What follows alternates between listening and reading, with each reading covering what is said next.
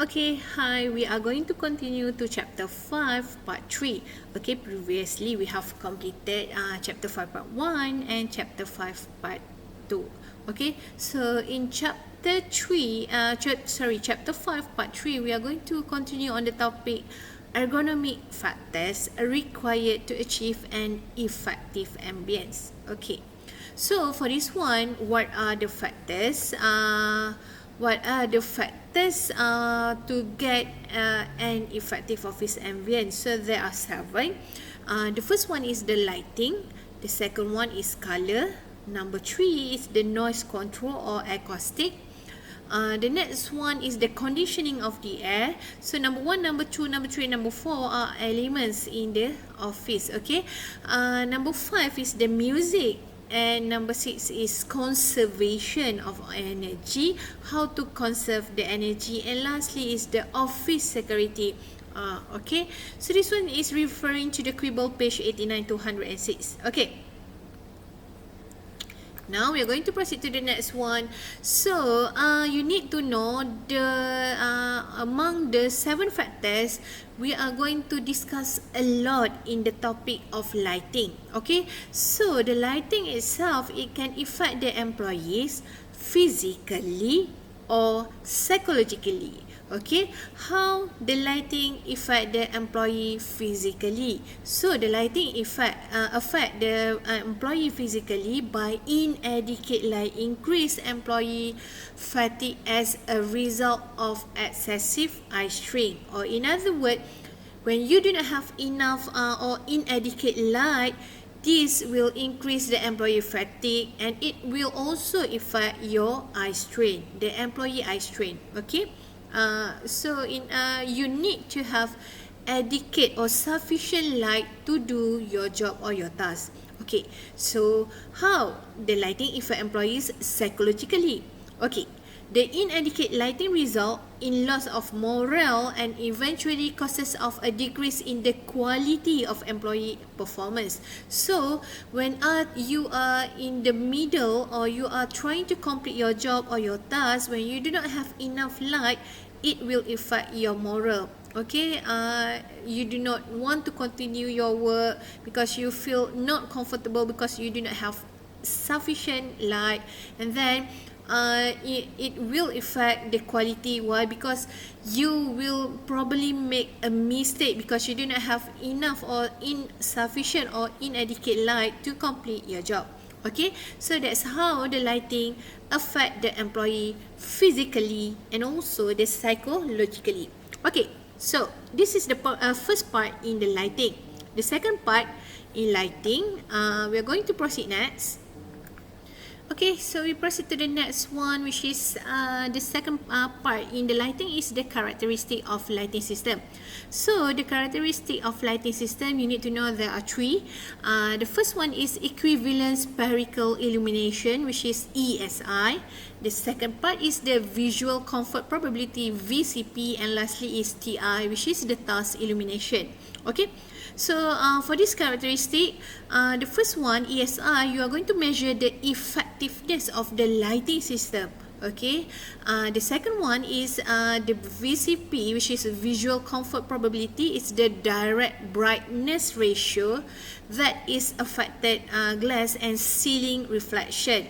And lastly is task illumination, is your task lamp. Okay, measures the quantity of light at the work surface. Okay, the task at the light that you use to on your workspace. Okay, so these are the characteristics. So previously in lighting, we are discussing how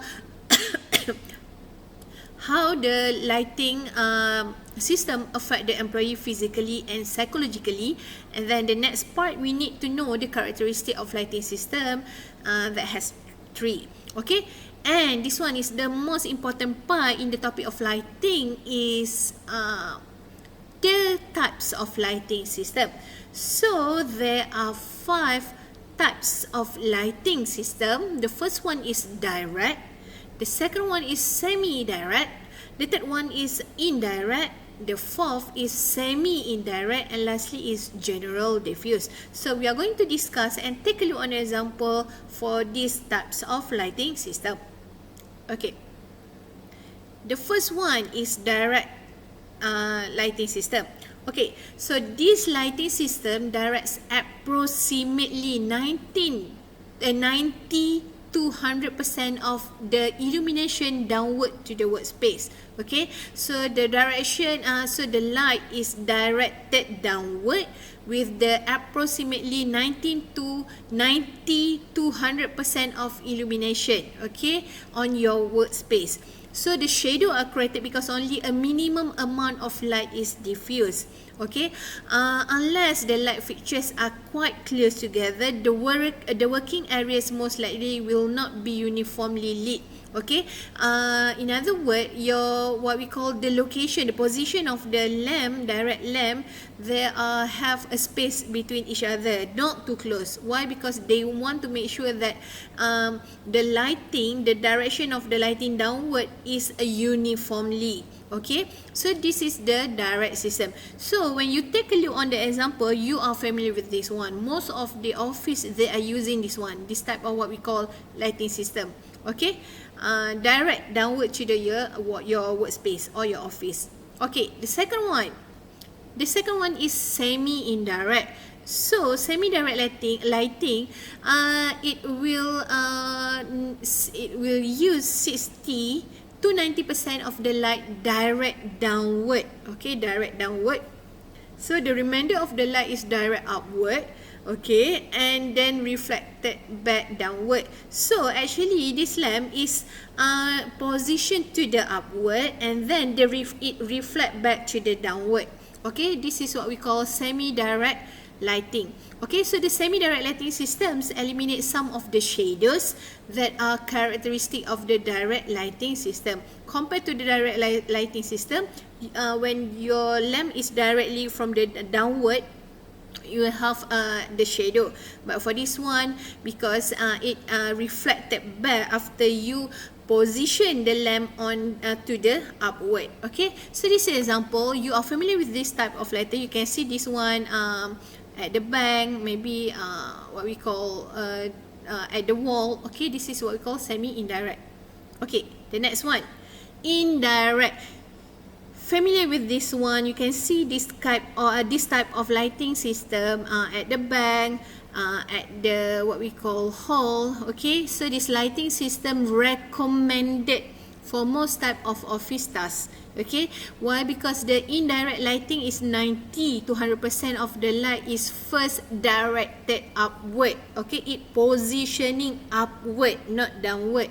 So the light then become diffuse and is reflected downward to the work area. Okay, so how do you get the light? Because it reflected when you positioning the lamp upward. Okay, so the diffusion of the light eliminate more shadows and glass. Okay, this is indirect. So this is an example of the indirect. So you can just Google and type the indirect lighting system, and then you can see a lot of example of indirect lighting system. Okay, the same things goes to the direct and semi-direct. Okay, now semi-indirect. Okay, so the indirect lighting system, which 60 to 90% of the light is directed upward and then reflected downward. So the remainder of the light is immediately directed downward. Okay, so the what we call it most immediately directed downward compared to the indirect. Okay, so although the semi-indirect lighting system may produce a greater amount of light for the same wattage level than the indirect system, shadows and glare are also likely to be greater problem with the semi-indirect lighting. Okay, so you are going to have to face the what we call greater problem of the shadows and glare because of this semi-indirect lighting system. And last one, okay, this is quite familiar. You can see many of the cafeteria, especially, they are using the general diffuse. Okay, so at your what we call nearest cafeteria, you you can see that most of the what we call cafeteria or restaurant, they are using this general diffuse. Why? Because the lighting system is direct 40 to 60% of the light directly to the wood surface, with the remainder of the light reflected downward. So although the general diffuse system produces more light for the same weightage than the semi-indirect system, shadows and glare are also more noticeable than when we using the semi-indirect lighting. Okay, so this is the last one of the type of lighting system. Okay, so this is the comparison of direct, indirect, semi-indirect, semi-direct, and also semi-indirect. Okay, so yes, you can quite easy to differentiate between semi-direct and indirect. But if you take a look on the semi-direct and semi-indirect, you can see that the semi-indirect, most of the light is upward and then reflected back to the downward. Okay, and then this is the diffuse. You can see you are familiar with this one at the cafeteria or any restaurant. Okay.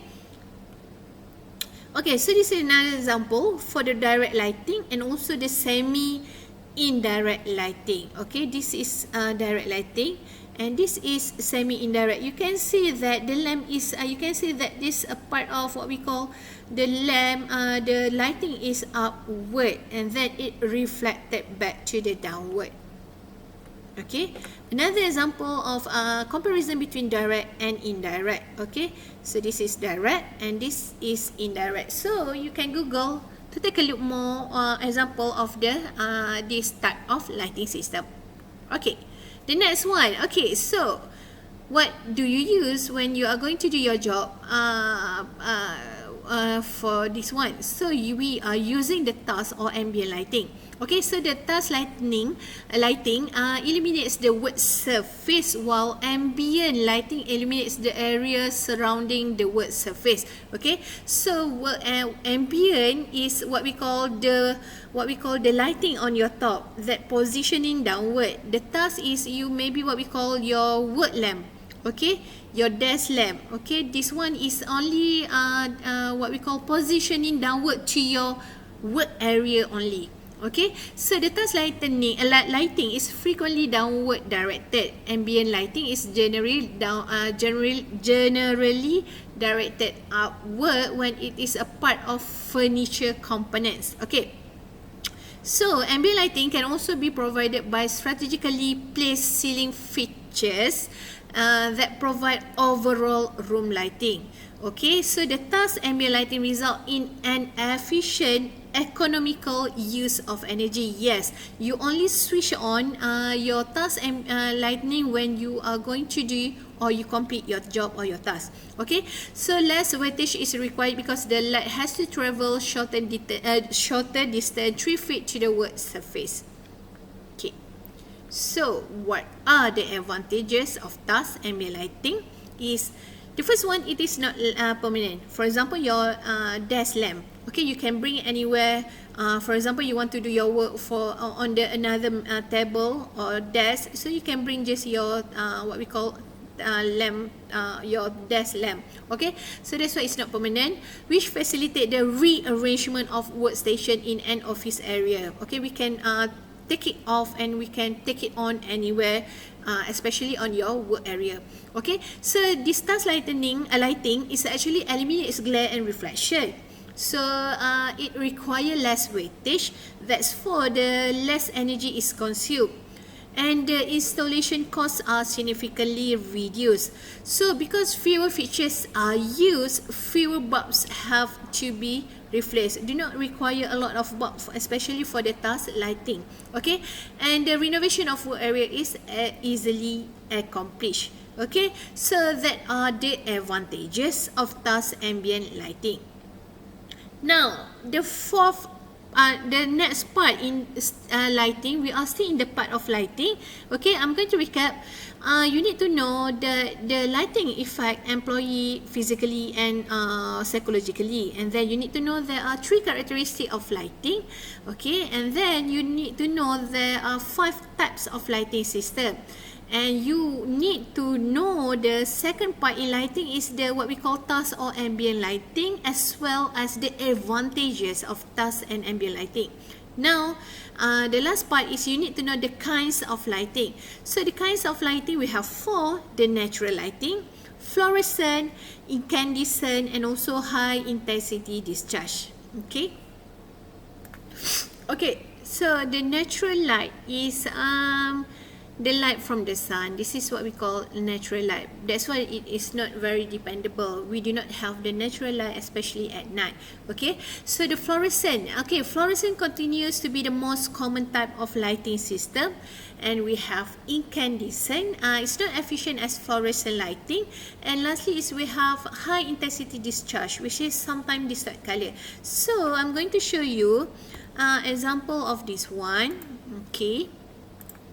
Okay, so these are example of the fluorescent light. Okay, yes, these are the example of the fluorescent light. So you are familiar with this one at the lab. Okay, this one you have this at the lab. Okay, so this is what we call fluorescent light. How about incandescent? Okay, so this is example of incandescent light. Okay, I just give you a clear picture what type of incandescent light. And lastly, number 4 is the high intensity light. Okay, this is the high intensity light. Okay, you can see that's quite complicated inside this bulb. Okay, excuse me. Okay, sorry for that. Okay. Okay, so these are example of the what we call the kind of lighting, the fluorescent, the incandescent, and also the high intensity light. Okay, so we are going to proceed to the next one. What are the advantages of fluorescent lighting over the incandescent lighting? Okay, so the first one, the fluorescent light, it produces less heat and glare. Number 2, the fluorescent tubes last 10 times longer than the incandescent bulbs. And because of that, it consumes less electricity. And then the illumination provided is more evenly distributed, okay, from the fluorescent compared to the incandescent. Okay, so you can see that the fluorescent is quite long. Okay, that's why the what we call the illumination is provided evenly distributed. Okay, and fluorescent lighting is approximately 5 times more efficient than incandescent lighting. So these are the advantages fluorescent over the incandescent. Okay. The next one. Okay, so we have moved to the next factor, to the next ergonomic factor, which is the color. So the color have both physical and psychological impact on humans.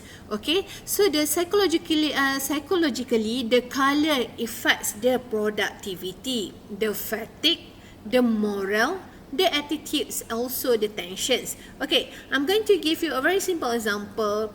I do believe some of you notice the color of your clothes will what we call affect your mood. Okay, for example, when you are wearing the red clothes compared when you are wearing the blue color clothes. So when you are wearing the red color clothes, you will be more confident. You feel more. I think you will be more. Be more excited, enthusiasm, okay, to do your job because of the color. Yes, color sometimes affect you psychologically.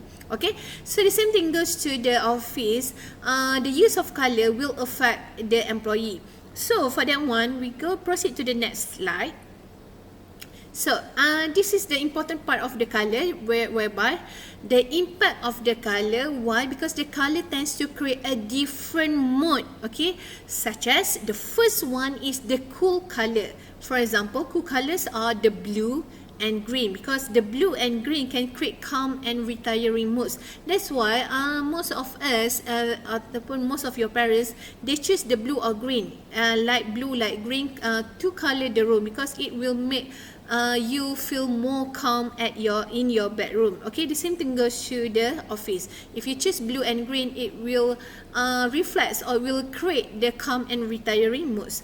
However, the warm colors, okay, red, orange and yellow, it will create warm and cheerful moods. Okay, for example, when you walk into any restaurant or any building that have this kind of warm colors, it will affect you to be more cheerful, be impactful. Okay, so I don't believe that we are using this kind of color in our bedroom, because it will affect you, especially in your bedroom.